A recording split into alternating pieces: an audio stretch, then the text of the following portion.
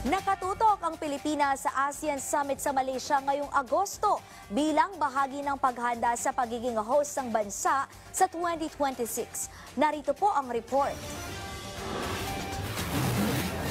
Kapayapaan, katatagan at kaunlaran sa Timog Silangang Asya. Ilan lamang yan sa mga adhikain ng Association of Southeast Asian Nations o ASEAN. Pero gaano nga ba kahalaga ang ASEAN sa harap ng nagpapagong mundo? Itinatag noong ika-8 araw ng Agosto 1967 mula sa unang 5 bansa na kasapi nito, kabilang ang Pilipinas, Indonesia, Malaysia, Singapore at Thailand. Dumami na sa 10 bansa ang miyembro ng ASEAN na kinabibilangan ngayon ng Brunei, Vietnam, Laos, Myanmar at Cambodia. Sa pamamagitan ng pagtutulungan, itinutulak ng mga bansang kasapi ng ASEAN na mapaunlad ang ekonomiya, seguridad, kultura at edukasyon ng bawat bansa sa rehiyon. It's really a people-centered organization.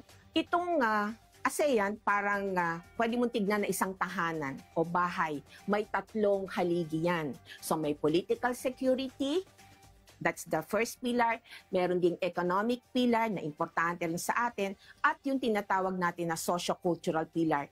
Nakatuon ang ASEAN sa mga programa at polisiyang magpapabuti sa pamumuhay ng mga pinakanangangailangan tulad ng may mga kapansanan, nakatatanda, kabataan, mga magsasaka at mga pinakamahirap. The last, the least, and the lost should be part of the ecosystem in ASEAN because we believe in ASEAN to be a vehicle para sa well-being ng ating mga citizens.